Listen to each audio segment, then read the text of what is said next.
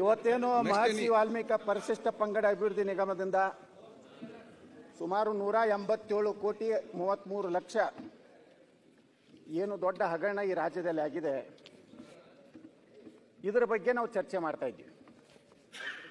ಈಗಾಗಲೇ ನರೇಂದ್ರ ಸ್ವಾಮಿ ಅವರು ಹೇಳದಂತೆ ನಾವು ಯಾರೂ ಇದರಲ್ಲಿ ಪಕ್ಷ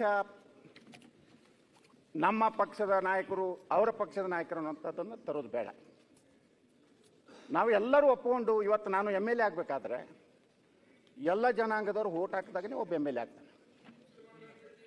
ಅದೊಂದ್ರ ಬಿಟ್ಟಂತ ಹೇಳ್ತೀನಿ, ನಾನೇ ಹೇಳ್ತೀನಿ, ನೀವೇ ಹೇಳ್ಕೊಬೇಕು. ಅದಕ್ಕೆ ಅಧ್ಯಕ್ಷರೇ ಇವತ್ತು ಡಿಸ್ಟರ್ಬ್ ಮಾಡಬೇಡಿ, ಅವ್ರು ಮಾತಾಡ್ಲಿಕ್ಕೆ ಮುಗಿಸ್ಲಿ. ಬಾಬಾ ಸಾಹೇಬ್ ಅಂಬೇಡ್ಕರ್ ಅವರ ಬಗ್ಗೆ ಬೇಗ ಮುಗಿಸಿ. ಸಂವಿಧಾನದ ಬಗ್ಗೆ ಬೇಗ ಅಂದ್ರೆ ನಾನು ಸುಮ್ ಕೂತ್ ಬಿಡ್ತೇನೆ.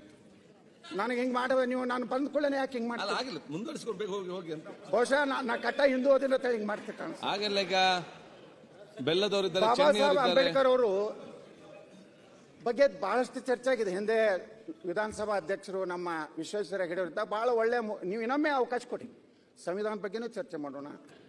ಇವತ್ತ ಪರಿಶಿಷ್ಟ ಜಾತಿ ಪರಿಶಿಷ್ಟ ಪಂಗಡದ ಸ್ಥಿತಿ ಏನಿದೆ ಅನ್ನೋದು, ಹಿಂದುಳಿದ ವರ್ಗದ ಸ್ಥಿತಿ ಏನು ಎಲ್ಲ ಚರ್ಚೆ ಮಾಡಬೇಕು.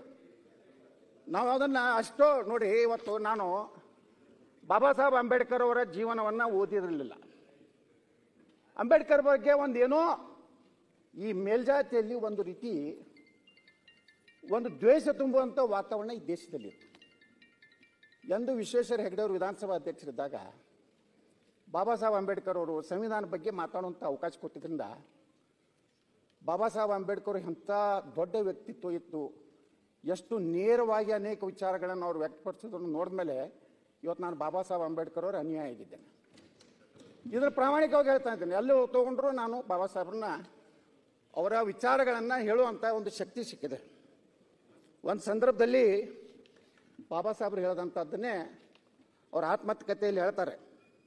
ನಾನೊಬ್ಬ ಸಾಮಾನ್ಯ ಮಾನವನೇ, ತಪ್ಪುಗಳು ನನ್ನಿಂದಲೂ ಆಗಬಲ್ಲವು, ಪಕ್ಷಪಾತವೂ ಆಗಿರಬಹುದು, ಅದಕ್ಕಾಗಿ ಕ್ಷಮೆ ಬಿಡುವೆ.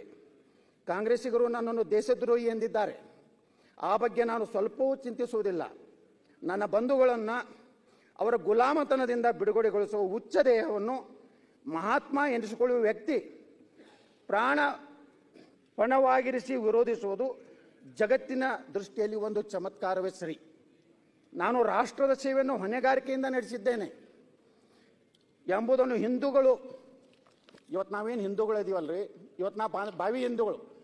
ಅಂಬೇಡ್ಕರ್ ಅವರು ಅವಾಗ ಹೇಳ್ಯಾರ, ಒಂದಿಲ್ಲ ಒಂದು ದಿವಸ ನಾನು ರಾಷ್ಟ್ರ ಸೇವೆಯನ್ನು ಹೊಣೆಗಾರಿಕೆಯಿಂದ ನಡೆಸಿದ್ದೇನೆ ಎಂಬುದನ್ನು ಹಿಂದೂಗಳು ಭಾವಿ ಪೀಳಿಗೆಯೇ ನಿರ್ಣಯಿಸಲಿದೆ ಅನ್ನುವಂಥ ಮಾತನ್ನು ಬಾಬಾ ಸಾಹೇಬ್ ಅಂಬೇಡ್ಕರ್ ಅವರು, ಒಂದು ಕಾಲ ಹಿಂಗೆ ಬರ್ತದೆ, ಬಾಬಾ ಸಾಹೇಬ್ ಅಂಬೇಡ್ಕರ್ ಅವರು ಈ ದೇಶದ ಸಲುವಾಗಿ ಎಲ್ಲ ಸಮುದಾಯದ ವರ್ಗದ ಸಲುವಾಗಿ ಹೋರಾಟ ಮಾಡಿದ್ರು ಅನ್ನೋಂಥದ್ದು ಇವತ್ತು ನಾವೊಬ್ಬ ಹಿಂದುವಾಗಿನೇ ಒಪ್ಪುವ ರೀತಿಯಲ್ಲಿ ಇವತ್ತು ಒಂದು ಒಳ್ಳೆಯ ಸಂವಿಧಾನ ಕೊಟ್ಟಿದ್ದಾರೆ. ನಾವು ಸಂವಿಧಾನ ಬದಲಾವಣೆ ಮಾಡ್ತಾರೆ, ಸಂವಿಧಾನ ಕೆಲವೊಂದು ಅಯೋಗ್ಯರು ಸತ್ಯ ನೋಡಿರೋದಿಲ್ಲ. ಬಾಬಾ ಸಾಹೇಬ್ ಅಂಬೇಡ್ಕರ್ ಜೀವನವನ್ನು ನೋಡಿಲ್ಲ, ಸತ್ಯ ನೋಡಿಲ್ಲ. ಆದರೆ ಇವತ್ತು ಏನೋ ಇದು ಹಗರಣ ಆಗಿದೆ.